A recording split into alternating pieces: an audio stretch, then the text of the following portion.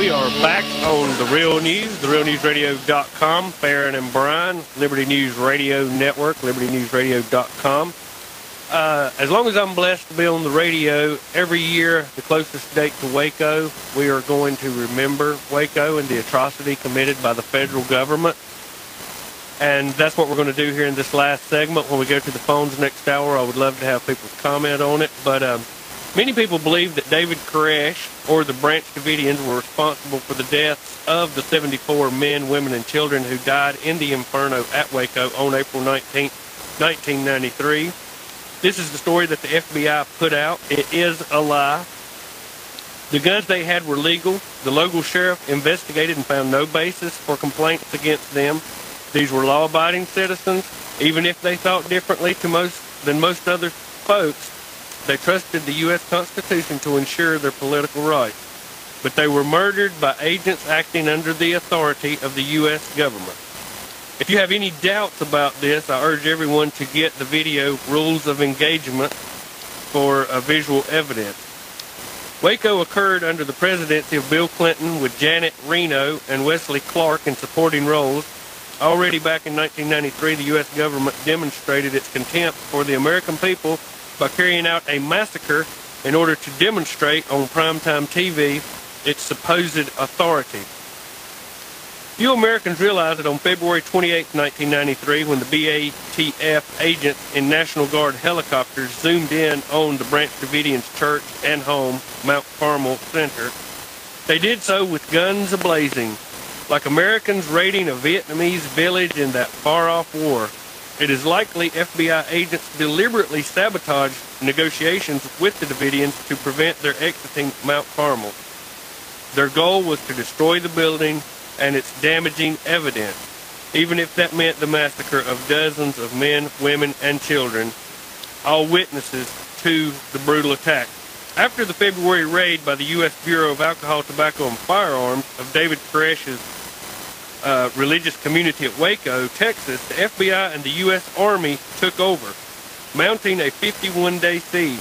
This included such psych-ops war tactics as sleep deprivation of the inhabitants of the community by means of all-night broadcast of recordings of the screams of rabbits being slaughtered. Finally, despite David Koresh's pledge to surrender under the completion of his written explanation of the meaning of the 7 seals, the FBI and the Army attacked. At dawn on April 19, 1993, and throughout the morning, tanks rammed holes in the main building and pumped, in the FBI's words, massive amounts of CS gas into the building, despite knowing that inside were more than a dozen children. The tanks demolished parts of the compound and created tunnels for the wind to blow through. These buildings at this point were saturated with the flammable CS gas and spilled kerosene.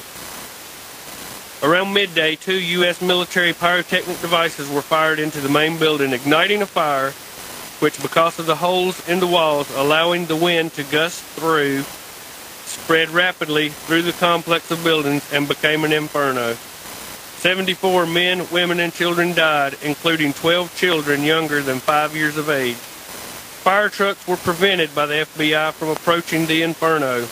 After the compound had burned down, the BATF flag was hoisted aloft to signify victory. Subsequently, the burned-out ruin was raised in an attempt to remove all evidence of the premeditated murder of innocent civilians by agents of the U.S. government. Thus occurred an atrocity which many Americans believed could never happen in their country. A look at the evidence presented in the film Waco Rules of Engagement and the BBC documentary broadcast in the UK on November 28, 1998 shows that it did happen. The lawyer for one of the survivors said at one of the U.S. government investigations, or rather whitewashes, in this country, when people are accused of a crime, they are arrested and given a trial. That's due process. If found guilty of murder, then maybe they are killed.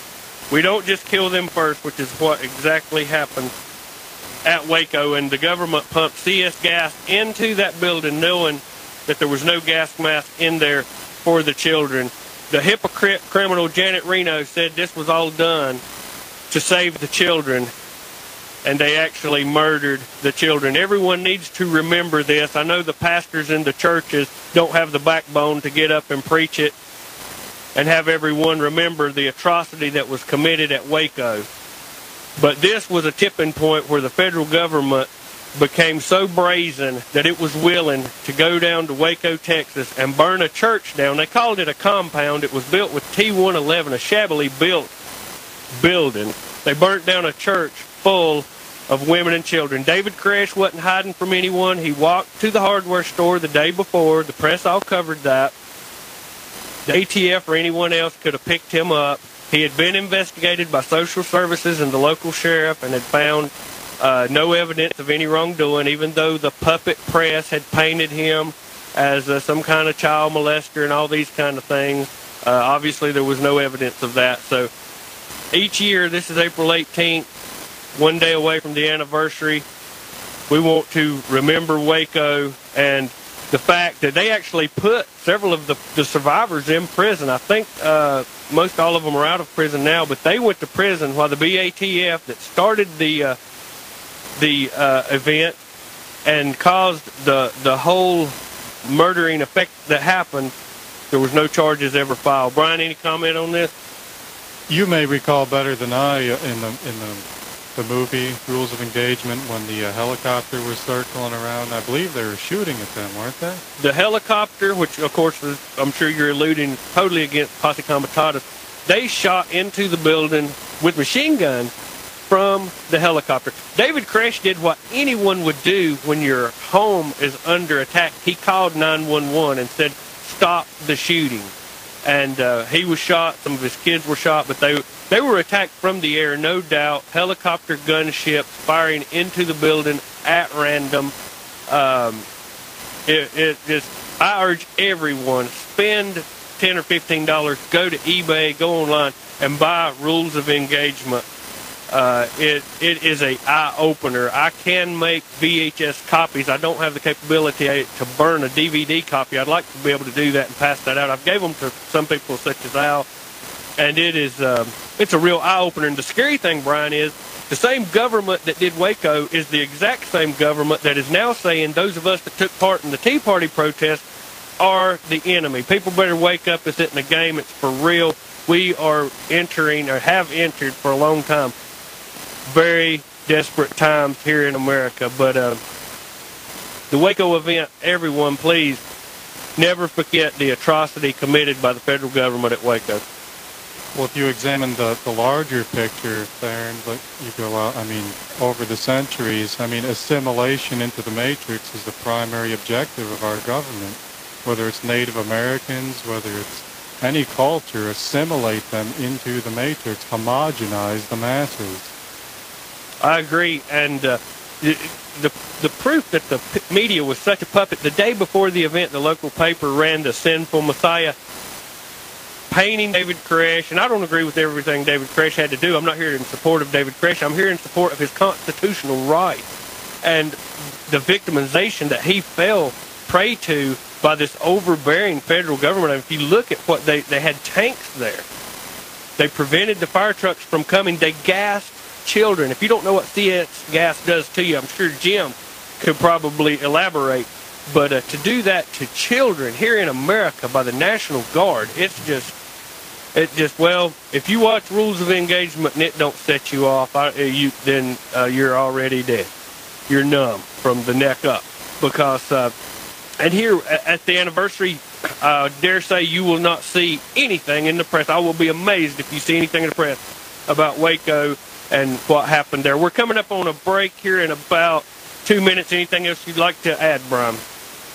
Well, just like all the propaganda we see about Iran, I mean, just this morning there was on the AP, something about a reporter being detained and arrested in Iran, going to jail for 8 years. It's just a constant barrage of negative news about the country of Iran. I mean, there's plenty of negative news to go around about the United States. I mean, we dwarf everybody. Yeah, we have went around the world playing the big bully, and apparently, you know, the world is growing tired of it, and it